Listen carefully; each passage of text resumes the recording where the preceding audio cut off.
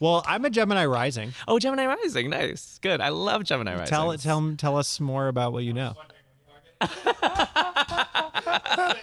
I had to. I was wondering. I was like, PJ, when is your birthday? I'm a Virgo rising, Virgo moon, so a double Virgo thing. What's your moon? I'm a Pisces moon. Pisces. Oh, you're double Pisces. Double Pisces. Pisces and Virgo do really well together. Because they're opposites. Yeah. Hi, gay. I'm PJ Brescia, they, them pronouns, your host of the BabyGay Podcast and the founder of the BabyGay community, celebrating the coming out process through storytelling, advocacy, and togetherness. I came out later in life and I knew nothing about queer culture. I'm still not an expert, so let's go on a journey of self-discovery together with amazing guests, diverse coming out stories, LGBTQI plus history, and everything in between. This is the BabyGay Podcast. Coming out looks good on you. Hello, everyone, and welcome back to the BabyGay Podcast. I am your host, PJ Brescia, they, them, and today we're here at the historic Black Hat in Silver Lake, California, and we have a very, very special guest for you. You may know him as Vero. His name is VJ Rosales, and he is a part of the famous a cappella team, the Filharmonic, where you might have seen them on Pitch Perfect 2 or The Late Late Show with James Corden, as well as he's a vocal coach currently on Hulu's The Masked Singer. Please enjoy. Oh, also PJ. stands for? It stands for Patrick Joseph. Patrick Joseph. Okay, cool. Yes. VJ. Yeah, I know. Well, I was like Virgil PJ and Hoven. VJ. Yeah. Yeah. Cool. What does VJ stand for? Virgil Hoven. Okay. Yeah, I don't like it.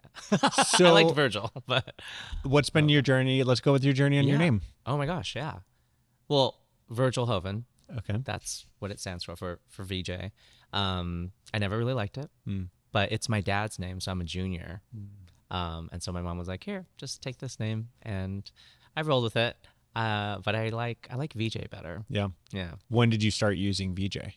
When I was a kid, like my parents would call me that. Yeah. VJ. Wow. Yeah. It's just easier. Yeah. Yeah.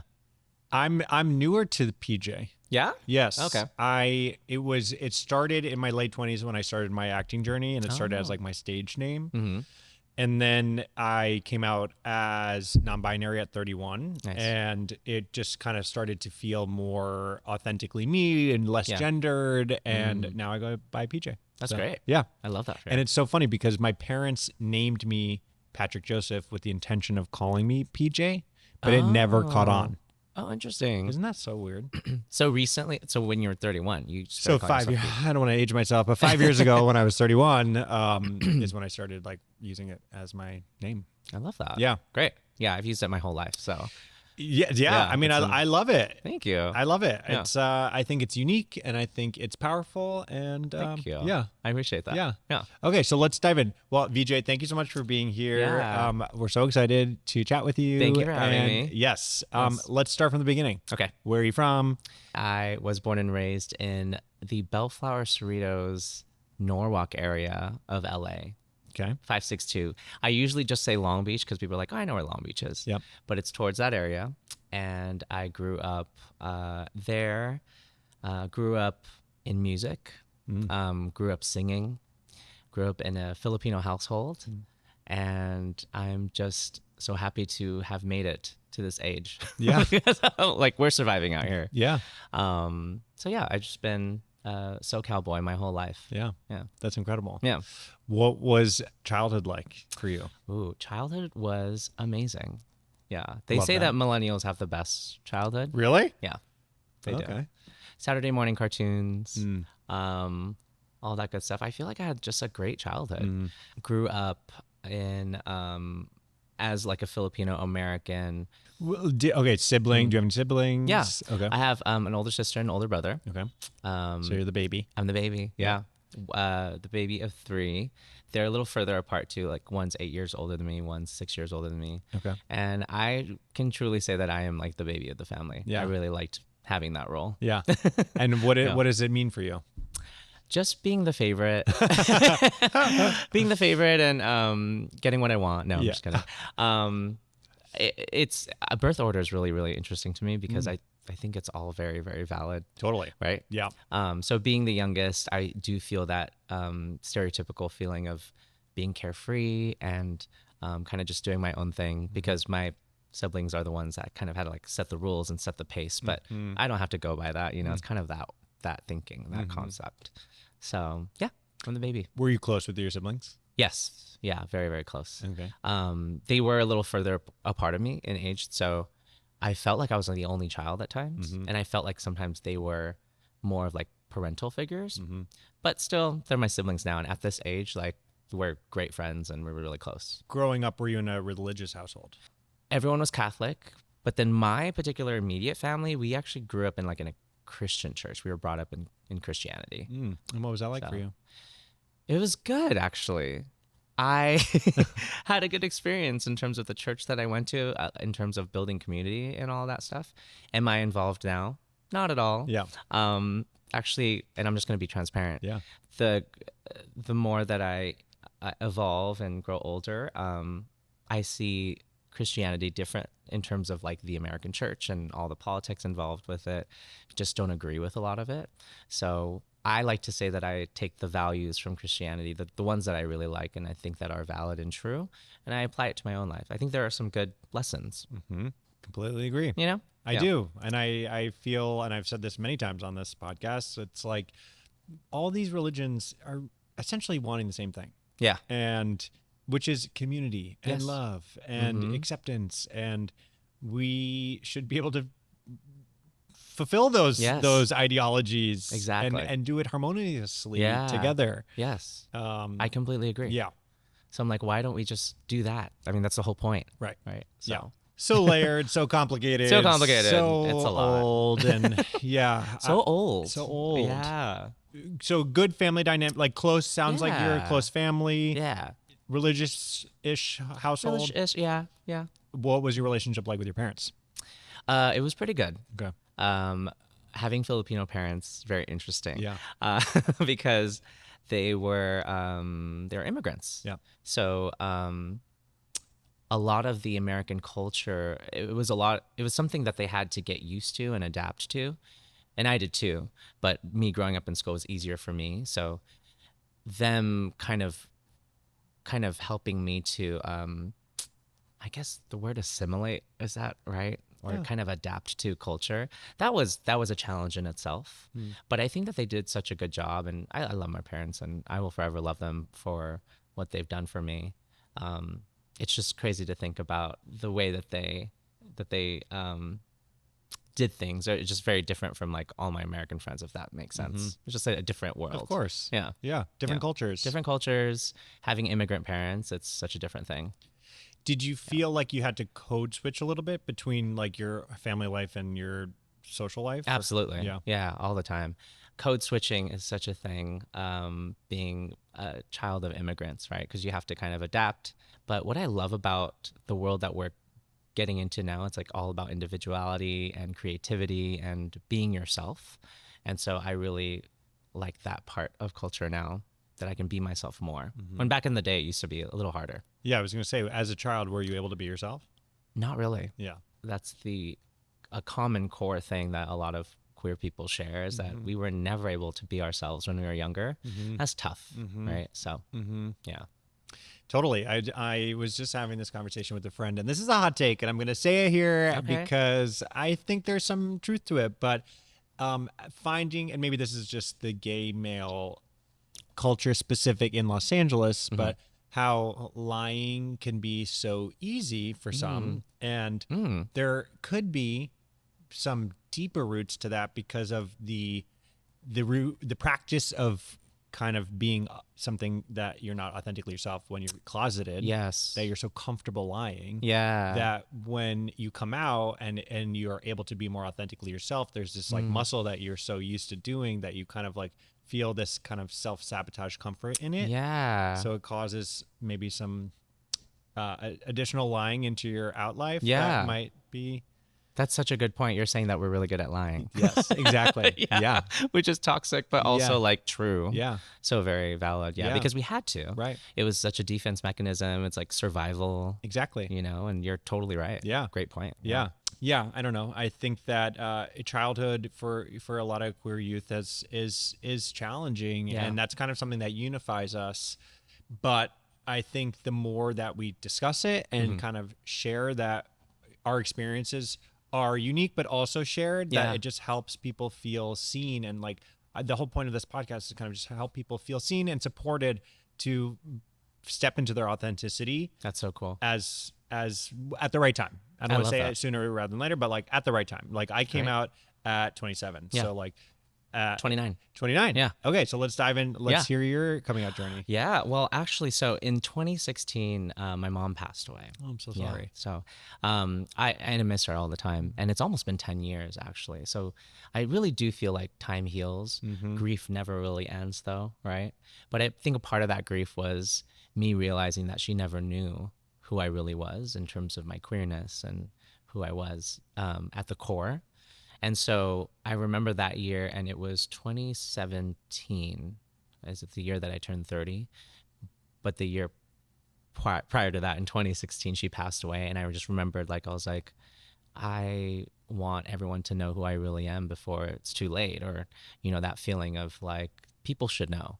And so I decided to come out when I was 29. And I had a huge 30th birthday party at like a warehouse. I had like an abandoned warehouse in downtown LA. And I came out to everyone there. Wow. Yeah. And of course, I'm so sad about my mom's passing, but also at the same time, it really helped me grow and helped me like have the courage to come out. So I'm very grateful. Thank you so much for sharing. Yeah. Scary parallels. I lost my mom in 2006. Whoa. Okay. And so this year is going to be 20 years. Okay. And So we're part of the same club. we are Dead Moms Club. Okay, Dead Moms Serious. Club, yeah. Yes.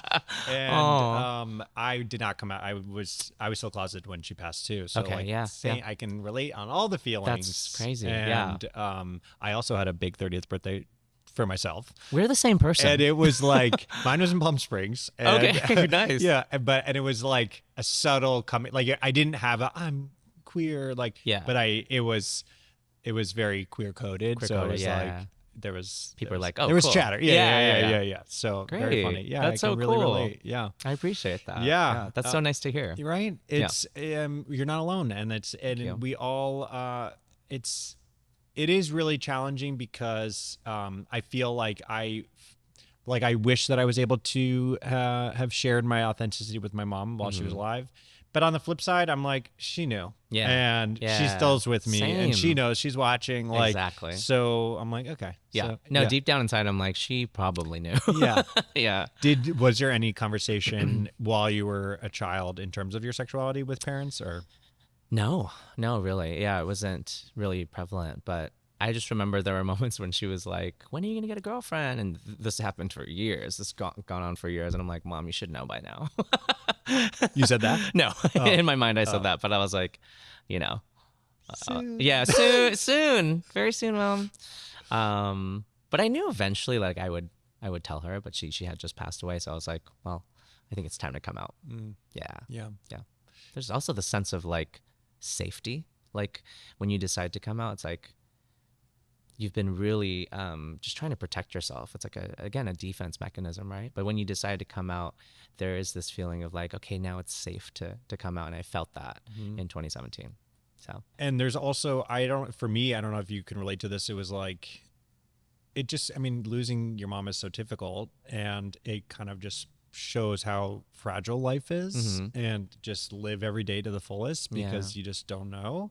So in that vein, like, it's best to be authentic. Yes. Like, there's no point in hiding. Like, agreed. You just have to be yourself and be real Yeah. about the moment that you're living in and Yeah. be present. So I agree. so going to your coming out journey, like, how did you handle it in terms of the rest of your family and your friends? And Yeah.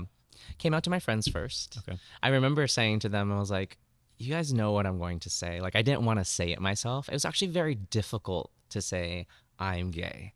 Like, those words coming out of your mouth for the first time to people is so difficult, right? And so I remember being really challenged with that. But my friends were like, they knew what I was going to say, but they're like, you have to say it. You have to be the one that says it. So then once I said it initially or first, it became easier. And so I started to tell all of my friends. My family was the last ones to know. Usually, it's funny, like, the people that you love most are sometimes the last ones to know. because they're like so important. Mm-hmm. So I told my sister, who I'm very close with, told my brother, and then my mom had passed away. So I told my dad I told my dad last. And that was interesting because my dad is like, phew, like very much, he was in the Navy, conservative a dad's dad, you know, and that was tough, but he was accepting in the end. Great. Yeah. I was very surprised. That's amazing. Yeah. And it's funny because it's like a lot of the time when you tell people that you're gay, they usually already know. Yeah, no, I had the same thing. And then Okay. then I had a few people that were like, oh, I had no idea. I was like, really? Yeah, exactly. Really? I'm like, come on. Yeah. Completely agree in regards to not being able to say I'm gay initially. Oh, like, yeah, that's it hard. took me forever. So when I was coming out to my inner circle 1st, it was, I'm dating a guy. Yes. Oh, okay. Nice. And I couldn't say I'm gay, but I'm dating a guy. Oh, okay. Well, I should have just said that. But I wasn't dating a guy. I could have just been like, I like guys. Yeah. Well, then there's this whole thing about like, and I feel like it happened for me, but I've now just like heard a lot of other people feel the same way. It's like they need to be dating someone to then come out. Oh, yeah. Like and I kind of was like that, I guess. It could make it easier. It could, I mean, yeah, it could ease the impact a little bit. Yeah. Yeah. But yeah, just saying the words "I'm gay," I know that's difficult sometimes. And it's just like step by step, the layers. Like my journey so I came out as gay at 27 and then at 31 as non-binary. Yeah. And it wasn't like I needed to go through those steps to kind of peel back the layers, like to kind of get to the core of who I am. And I'm still on that journey of like peeling back and finding, what do I like? What brings me joy? Right. Who kind of is on the same wavelength, and like it's just, I think that's part of life, I guess. Beautiful. I don't know, right? Yeah, the evolution of it, the process of Yeah. it. Yeah, definitely, I can relate to that. We think we're late, but like, and we are technically, but it's part of the journey. It's just part of the process that has to happen. No, I've talked to so many people that are, in their 50s to 70s, and I say that I came out late. I came out at 27. They're like, you weren't late. Like I came out at 61. Like, yeah. So true. It's all relative. It's all relative. It's all relative. Absolutely. There is no right time to come out. It's always whatever works on your timeline. Yeah. And when you feel safe and secure to take those next steps. Absolutely. Because that's the most important. Yeah. I mean, when is your birthday? March 7th. Yeah. Oh, Pisces. When's okay, yours? Cool. June 5th, Gemini. Okay. I promise I'm a good Gemini. No. Well, I'm a Gemini rising. Oh, Gemini rising. Nice. Good. I love Gemini rising. Tell us more about what you know. I had to. I was wondering. I was like, PJ, when is your birthday? I'm a Virgo rising, Virgo moon, so a double Virgo thing. What's your moon? I'm a Pisces moon. Pisces. Oh, you're double Pisces. Double Pisces. Crazy. A lot of emotions. Wow, lots. And for me, it's a lot of technical hiding those emotions in a way, but it's interesting. But Virgo is when again? Oh, Virgo is I wasn't born then, but it's my rising and moon, but it's in September. It's like late August, early September. Because Pisces and Virgo do really well together. Because they're opposites. Yeah. Exactly. That's so cool. And you have a double Pisces. I have a double Virgo. Yes. And you have a Gemini rising, and I'm a Gemini sun. Crazy, that PJ. Is crazy. That's so cool. I love that. Yeah. Did you do any manifesting for the new moon or the full moon? No, I didn't. Actually, so that's deep. That's like deep, like past. That's a little advanced. Okay. You're kind of advanced. Really? Like in terms of like. With the what? With like horoscopes and signs and. I'm not though. Okay. Yeah. I mean, I mean, I want to be. Firstly, I'm on this journey of like, I want to go down it and learn all the things.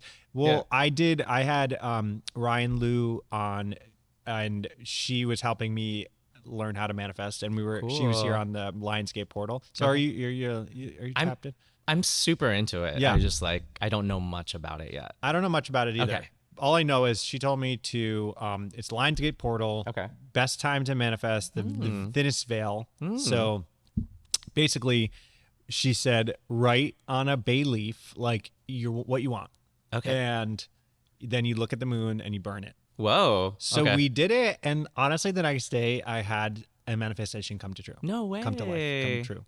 And Now I'm all about that Bailey. I literally recently went to Costco and I got a I'm Costco gonna have size of to- Baileys. yeah. So I am ready, and we can all come over to my house I'm and so we can down. manifest. Let's do it. Yes. I want a Bailey. Yes. Now I need But to go buy Bailey. really what it is, I mean, it's just about the intention, I think. Yeah. Yeah.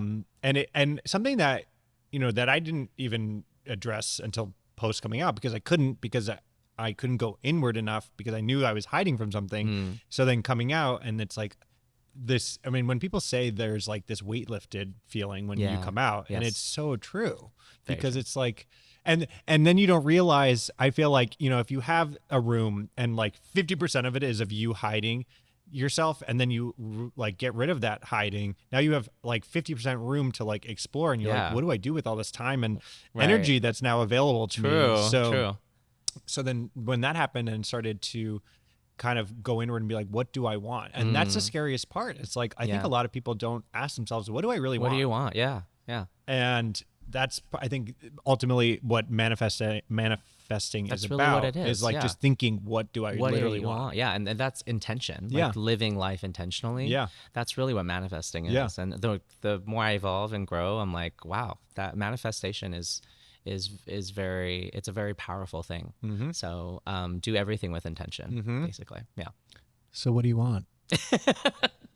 What do I want? That's such a good question. I just, at this point, I want to be happy. I mean, it's so cliche, right? But like, what does that mean to me? It means having my loved ones close, like having good relationships with them. I think that's very important to me.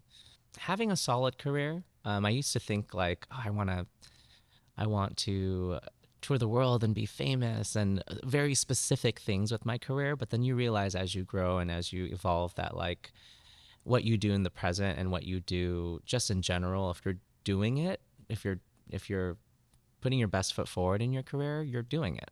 You're already successful, right? And so just realizing that living in the moment and being present in your career, that is success in itself. Want to keep partying and have fun. Yeah. I want to find love one day. Well, that's a great segue because going to, touring and your career, I mean, it feels like you said you wanted it and you've done that. Yeah. Right? I've done a lot of great things in my career that I'm really grateful for. Can we dive into that a little bit? Yeah. The Filharmonic? Filharmonic, yes. Spelled with an F-I-L because we're all Filipino. It is so awesome. Thank you. And like I went on a deep dive last night and just like you are all incredible. Thank you. You sound wonderful. Thank you. Tell us about that journey. Yes. So if we know Pentatonics, the a cappella group, there used to be a member in that group that went to school with some of my members in my group. And then there was a show called The Sing Off. So Avi Kaplan, who used to be in the group in Pentatonics, they had won the season before.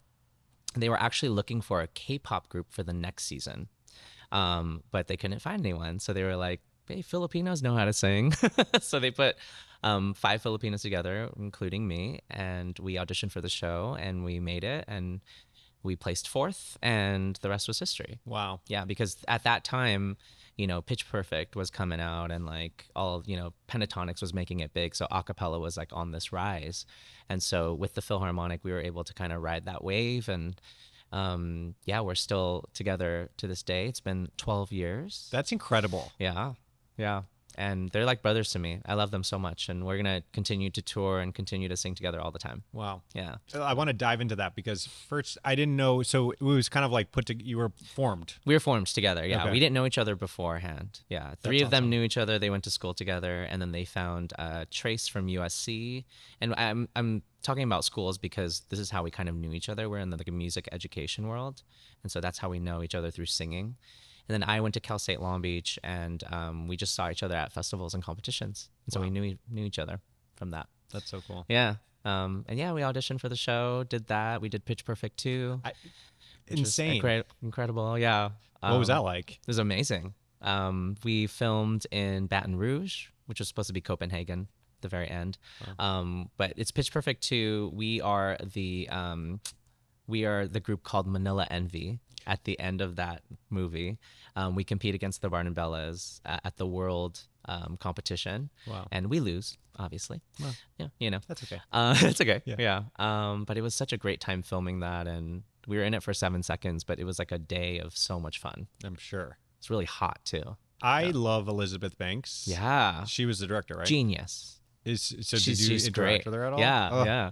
Yeah. She directed us and talked to us a little bit, and just being with her, even just for that small amount of time, you can kind of sense this this creative intensity with her. Mm-hmm. She's just an incredible mind when you meet creatives like that. So love her. So so then you shoot that, and then we shoot that, and then on the plane ride home from that, we get a call from Deke Sharon, who is the vocal producer for the Sing Off and also the vocal arranger and producer for Pitch Perfect 2. And he hits us up and he's like, hey, like, there's this show called the James Corden Show, right? And Anna Kendrick is starring on it. Like, would you guys be the backup a cappella group for her for this segment called the Riff Off? And we were like, hell yeah, let's do it. So we get off the plane and we put some arrangements together, and then we're on the show for the first time in 2015. Wow. Yeah. So the Riff Off, that's how would you describe it? It's a segment. So it's a segment on the show, but like show. it's kind of taken from the Pitch Perfect. So which is from like the industry in general, or not the industry, but like the acapella world. Is that like a thing? It's kind of a thing. Well, so Pitch Perfect kind of like they started this whole like riff off kind of concept, right? Where two a cappella groups come together and they sing songs against each other. A cappella meaning no instruments involved, but they go back and forth with specific songs, right? And they just battle it out. Who sings better? Who has the better arrangement? All of these things. And so from that Pitch Perfect concept, they took that and put it into the James Corden Show segment, which is a segment that competes against like Carpool Karaoke and all his other segments too. They called it the Riff Off. Have like a celebrity come and sing lead, and then it's James Corden singing the lead. They're battling it out while we're the backup band behind them doing the a cappella stuff. That's amazing. Yeah, it was such a cool concept. It was great, and we did it like 10 times on the show. What was that experience like? It was amazing. Yeah. As music director of the group, I would lead the arrangement process of it. So I would arrange, the songs and like how Shawn Mendes would sing this and how Lizzo would sing this, and I got to kind of arrange that aspect of the segment, and it was so much fun to do that because you got to work with the celebrity, but also arrange it and be a part of the creative process of it. Such a cool thing. Okay, so I have no musical connection. So explain, like, what does that even entail? Like, arranging. So like arranging music, you have a song that's already made. Like, let's just say like a Lizzo song. You take elements from that song because there are instruments in that song, and you have to put them into vocal parts, because a cappella is music without instruments. It's all just vocals, right? And so in a way, you have to kind of give each person in the group a part or a role. And so when you put them all together, it creates, a musical concept idea. So that had to happen all the time on the show. And it's funny because a lot of people just think like, oh, it just happens like that, right? You could just like sing whatever. Absolutely not. Right. It takes organization, it takes technique and all that good stuff. Right. So it took some time, but it's such a fun process. Wow. I'm so grateful for it. When did you start singing a cappella? I started singing a cappella in college. And usually for a lot of people, that's when it happens, because there's so many like collegiate a cappella groups out there, really, really good ones. And so it's a whole thing. It's a whole like scene. And when did you start singing in general? When I was 3. Wow. So the moment I was like, yeah. And that's a big thing for Filipinos. Like, shout out to my Filipinos. Yeah. We are professional karaoke singers. Like, we have karaoke in the house all the time. If you go to a Filipino party, there's karaoke. Like guaranteed. Guaranteed, yeah. But we take it very seriously. It's like a sport. So give it, like, set the scene. Like, yeah. So when I was 3, or like when I was a kid, my parents would literally pull me out of the room with my cousins when I was playing video games with them, and they would make me sing at Filipino parties just to like show me off. Wow. Yeah. So when I would sing karaoke, they realized that I had a voice, and that's kind of how I started singing, which is funny. What do you remember singing? Celine Dion, Titanic, My Heart Will Go On. Yeah. All of the pop divas you could think of. Yeah. Whitney Houston, the power ballads. Yeah. Wait, can you like sing now? I Is know. that I'm awkward? no, I'm like trying to think. What about like My Heart? I mean, My Heart Will Go On feels right. How does that song start? Tom sings too though. Tom sings a little bit. I know he does. Sing. Yeah. Beautiful gift. Yeah. Thank you. Yes. Yeah. Singing is so interesting, right? It's just a phenomenon. Well, so in my research, I was watching y'all, and it's just, I'm so blown away. And then I was thinking about like, what is going on in the singer's mind when they're in this place of just like releasing gorgeous sounds from their mouth? Like, are you blacking out during that period? Sometimes. Yeah. Yeah. Sometimes, yeah. There are different types of singers who, when they sing, they don't think about it at all. It just kind of happens naturally, and they're just great and amazing at it. I'm a very cognitive singer, so I like to think about what I'm singing. And Virgo. Yeah, exactly. It comes out. And I just like, I think about the actual notes that I'm singing, and it's because I studied it too. But there's this sense for me, like, I love studying music. I love knowing what I'm singing, and I can talk about it forever.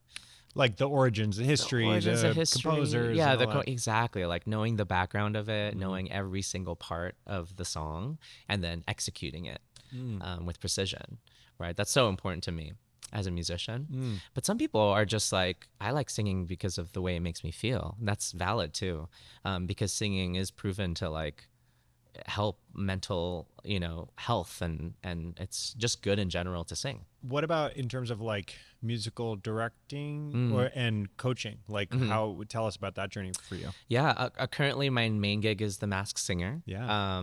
Which is a show on Fox, and it's streaming on Hulu. And actually the season premiere that I just filmed is coming out tomorrow. Wow. Yeah. You better watch. Yeah, you better watch. Yeah. So that's my main gig right now, and I love vocal coaching. It's like one of my other passions. Like I love singing in itself, but like helping others to sing is like one of my favorite things ever. So I went to school at Cal State Long Beach, and I got a degree in music education. And so teaching is a passion of mine. So I love coaching people, and I'm a huge like cheerleader too. Like that's just kind of like my personality. So it's just kind of, I'm born with this, just kind of this intention of like helping people to sing their best and to make music. Like I love that. Yeah. I love that. Yeah. I love coaching people. Yeah. It's fun. And it's very rewarding too. When people hit their goals and like accomplish something, it's very nice to be a part of that process. So how did you even learn how to do that? Yeah, it's a number of things. Going to school for it, understanding the craft is a huge part of it. Yeah. Secondly, just caring for people and wanting the best for people. I think both has to happen. You have to have technical knowledge of the thing that you are teaching and coaching on, but you also have to have a heart for the people that you're coaching and understand kind of where people are coming from in order to get them to where they need to be, in order to have them reach their full potential. So it's a very, it's a fun thing to do, but it's so rewarding in the end. And then so you becoming kind of that role within the Filharmonic, was that kind of just, did that happen organically, or was like, how did you become the musical arranger? Yes, director, arranger. Yeah. I went to school again, getting a degree in music education, and a lot of us actually, everyone is so talented in that group that anyone could music direct in that group. But I just was so passionate about it and so nerdy about it that I stepped up and I was just like, can I arrange this? And can I arrange this? And so it kind of became a thing, and I became like the music director of the group because I was just so nerdy about it. I just wanted to do everything, That's really beautiful. And it feels like a cappella is very like team and community centric. Yes. Very team oriented. Right. Because, the entire group is making music on the spot. And together you have to like blend, and you have to be in time together. It's just a very team it's a team effort. And so it's very different from being a soloist, right? Right. Because you can have a backing track, you can have a band, but being in an a cappella group, it's like you're using your own voice, your human voice to make music, and it's only that. So there's a lot that goes into that, but yeah, it's truly just a team effort. Yeah. And how does your a cappella community and your queerness collide at all, if any? They used to never collide because I wasn't out until I was in the group for about maybe 3 or 4 years before I came out. Okay. So we started very straight. But it's good to know that, I can be out as a gay and queer person in that group and just be surrounded by people who love me. And that's why they're my brothers. Like, we ride or die, like ride and die together. And I'm grateful for them. I'm grateful that I'm able to evolve and grow in the group too. And there's no like hard feelings or like resentment or clash back. Do any of the other guys identify as queer? Or Yeah, some do. Oh, great. Yeah, it's great. Great. So then your music directing and coaching on The Masked Singer. What has that been, that experience? That has been one of my favorite jobs ever. Okay. Actually, it's my favorite job ever. Wow. Just being on a hit television show and like vocal coaching celebrities, like what a fun job, right? Can you share any fun stories? Oh my gosh, yeah. I was able to coach Keisha Cole, which was maybe a few seasons ago, season 10. And that was my first like big celebrity coaching moment where I was like, whoa, I'm really like vocal coaching Keisha Cole right now. And I remember being in the room with her. She's such an incredible artist who knows what she's doing already. And so for me to just be there and kind of witness her go through songs and like helping her like pick certain things out, certain moments out, and just being a musical ear for her was an incredible collaboration for me. That I'll never forget. And I get to do these with all the celebrities on the show. I'm able to not only coach them vocally, but like to kind of highlight musical moments in their songs and bring out the best in their performance. So it's such a cool job. Yeah. Yeah. That's amazing. Like not a lot of people get to say they vocal coach on a show. No. Yeah. You're living out your dreams. Yeah, I mean, truly. I and I don't know, like that just sounds like such a fulfilling experience. It is. Has there been what's been or from any of the celebrities that you've worked with, has there been one of their routines or something that they did that you're like, oh, I love that. Like I'm going to incorporate that. Neo from season 10, I got to be in a few sessions with him during the show. And I just remember being like, I don't have to do my job at all because he's such a great singer that he warms up on his own. He does his own thing. He makes his own musical choices. I'm just there to be like a soundboard for him. And so that's another thing on the show too, is knowing when to like coach and knowing when to just chill and let them do their thing. So it's learning that dynamic and being with great celebrities who already know what they're doing. That's such a learning experience in itself. And you're working with the best of the best. The best of the best, yeah. So sometimes I don't even have to do my job. I'm just there to be a musical ear. And sometimes I have to do my job too. So more than I expected. More than I expected. Exactly. Sometimes they suck. Sometimes they do. Really? Yeah. We won't name names, but have there been any celebrity singers that you've worked with that you're like, wait, what? So this is no tea, no shade, but some of the celebrities aren't singers on the show. And that's, I think, the beautiful part of the show. Purposefully, okay. Yeah. You have like actors and like who don't sing at all. And so the vocal coaches are very integral and very, very important to the process. So that's when I have to really do my job and really work. And it's no shade. It's just like they don't sing. Right. So it's like you have to really like coach them and help them. Okay. So for me as a non-singer, like what is just one tidbit of like, how would you start? And I will not be singing on this show, but how would you start? I'm like, PJ.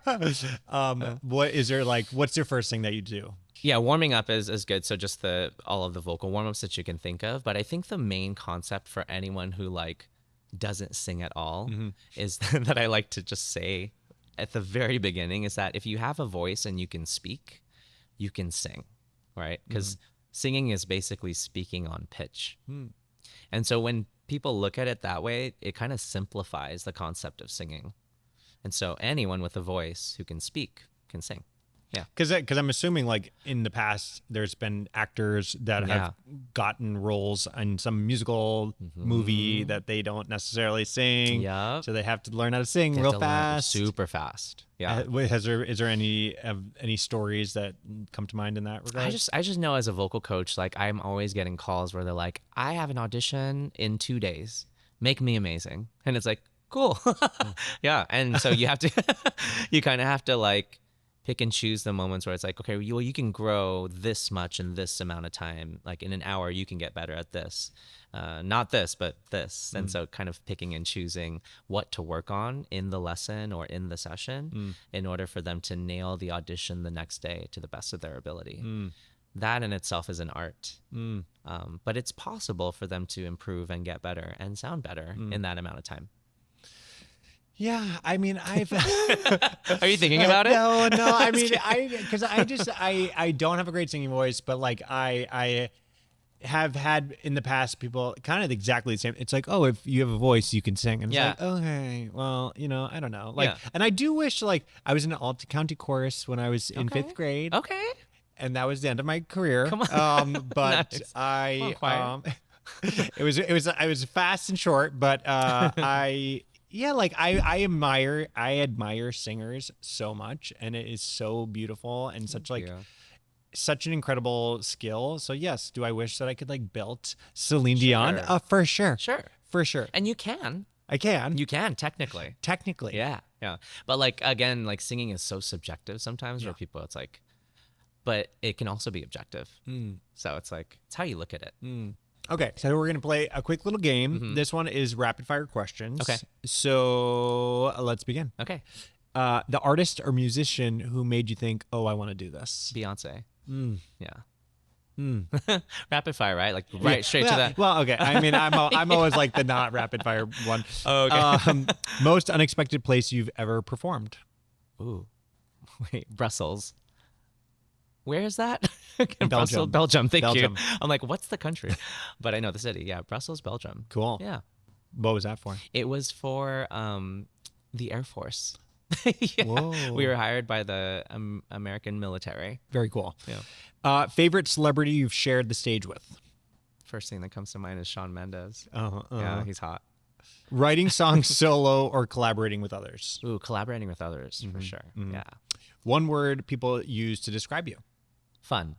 A song that instantaneously lifts your mood? The Boy Is Mine by Ariana Grande. Go-to way to recharge after a long rehearsal day or performance day? Spa day, the next day. What still makes you nervous before you perform? What still? Or, like, what exactly? Like, or rather, how do you handle your nerves before performance? Ooh, jumping up and down very quickly in a private space. So I'll go to the bathroom or like somewhere because I don't want to look crazy.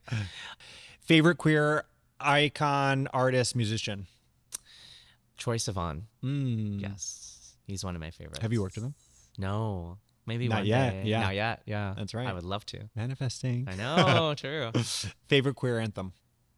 Ooh, Break Free. Ariana Grande. I was in an Ariana Grande music video. No, wait, which one? But like, by the way, it's like background, but it was still amazing. It was oh my God. The song is Break Up With Your Girlfriend on Board. Yeah. That was really fun. Was it like a dance club scene? It was a house in the hills. Yeah. Wow. And so we had to like that whole experience. Like we had to get bused there, and then it was like a house party all day long. But it was free. It was in December. It was freezing. There was a pool scene, so like everyone wanted to be chosen to be in the pool scene prior to the shoot. Fast forward, being at the shoot, no one wanted to do the pool scene because it was so cold. freezing. Yeah, but they still had. Oh my gosh, that's so cool! I'm gonna look. It was for actually you now. really cool. Are you in it? Like, I am in it. You can see me for like a hot second, and I'm gonna watch. But she was amazing. I will just say, Ariana was amazing. Yeah. She was so nice. She seemed so chill. Cool. Highly. That was like I loved her. I mean, like I never had anything against her, but like working in that experience with her, like I was like, oh wait, I'm a huge fan. Like she's awesome. So I'm that's very great. excited That's so good to hear. That's all I hear about her. Like when people like interact with her, like she's great. Yeah. What is one piece of advice you give to anyone that you're vocal coaching? To relax. To breathe. really to breathe. Because when you breathe, then you relax. And then finally, what would you tell your baby gay self? Come out already. No. Take your time. Yeah. Thank you. Yeah. You know, that really hit me for me. The other day I was having this like, oh, I'm like old and late and behind. And it's like, no, like you're not. It's not. We Yeah. all are on our own path, on our own journey. So take your time is right. Thank you. Yeah. So we're going to play a new game. We're calling it Queer or Queer Bait. Cool. So basically, if it's authentically queer or if there's a little bit of a queer baiting to it. Got it. We'll start with Barbie. Oh my gosh. Queer. I agree. So queer. So queer. It's amazing. Were you playing with Barbies as a youth? Absolutely. In hiding. Yes. Yeah. Like, yeah. All the time. Yeah. My sister would wonder, she's like, where'd my Barbies go? I would have them. But 2023, right? 2023, the year of Barbie. What an amazing summer. Taylor Swift. Oh my gosh. That's hard. Safe space. I'm going to say queer. I agree. Yes. Like ever so slightly, you know what I mean? Like leaning queer. She also has a few anthems that are very, very important in the queer community. And I'm like, yeah, she's queer. Yeah. Yeah. Glee. Queer. Yeah. Yeah. Harry Styles. Harry Styles. I love Harry Styles. Yeah. It kind of gives a little bit of queer baity. A little bit. He gives a little queer bait, except I did recently on the rumor mill hear that he might have been dating like George Clooney. Cool. Which hot couple. Hot. Totally George support Clooney? that. That's hot. George Clooney. That's so hot. White Lotus. Ooh. Queer grab. Queer bait. Queer bait. Why did I say queer grab? Cash grab. Oh, that's Cash what I was grab. thinking. Queer bait. Mike White. There needs to be a gay queer character Yes, in season 4. Exactly. There has to be 1000%. more. Yes. Like, give us more. There should be. I agree. Yeah. Queer bait. And then last but not least, well, I mean, Call Me By Your Name. What are your thoughts on Call Me By No, Your I Name? love that movie. Yeah. Yeah, that's queer for sure. Yeah. Yeah, I just think all around it was good. Yeah. Yeah. What's your, okay, last question in this regard. What is your take?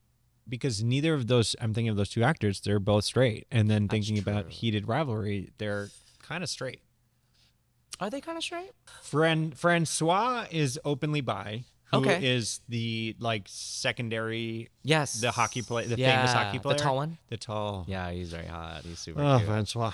I'm loving, I mean, the show, I have thoughts, but like, I'm loving the fact that everyone's obsessed with it. Yeah. And loving the fact, it's been like an eye-opening thing for me where it's like, oh, straight women love gay stories. They do. They really do. Yeah, that has been Like, eye-opening whoa. for me too. Yeah, my girlfriends, they're like, have you watched it yet? Before me. Yeah. I'm like, wait, what? Like, how do you know about this? Yeah. And also I've heard a lot about women, straight women and queer women, maybe less queer women, but straight women watching gay porn. Interesting. Have you That's heard a about thing? that? Interesting. It's a thing. Wow. And I Like, I get would it. love to, I mean, I gotta do it, but like, I would really love to dive deeper into that. I would too. Yeah. Yeah, I was very surprised with that. What I like about Heated Rivalry though is that they do include that allyship, right? Idea with like straight women. Yes. Which I love. Yes. And them like being like besties. Yeah, that was really sweet. I love that. Okay, so we're gonna do our final segment. Okay, It's yay. called My First Time. Okay. So it's kind of, you will share whatever comes to mind that piques like a memory. It's like your first queer date or crush or queer kiss, queer sexual relationship. Something that like the goal with this segment is to kind of demystify it for those that are still, you know, pre that moment. I love that. Yeah, I think it's honestly it's just having like a boyfriend. Yeah. For the first time ever. I was in a year relationship with someone and it was great, but a lot of it is awkward in the beginning. I think just like also how you kind of express yourselves as a couple to the outside world is awkward. Because being in a gay relationship is just not normal. So it was so interesting navigating that year with him. even just in public. You know, being a gay couple in a public space is very, very interesting. What did you learn? I learned that being in a gay relationship, that there are no set rules, and there doesn't have to be. There's no right way of doing something, if that makes sense. There's so many rules in straight relationships that we kind of take from, and then we try to apply it to our relationships, and it just does not work. And that's okay. Like, we're figuring it out, and we're learning to navigate through what we have, you know, and so it's very important to understand that we're all learning how to do this, and that there's no blueprint for it. It's the very first time that we're all doing this, that it's also being accepted by society for the first time. So yeah, it's a real thing. What's your take on monogamy?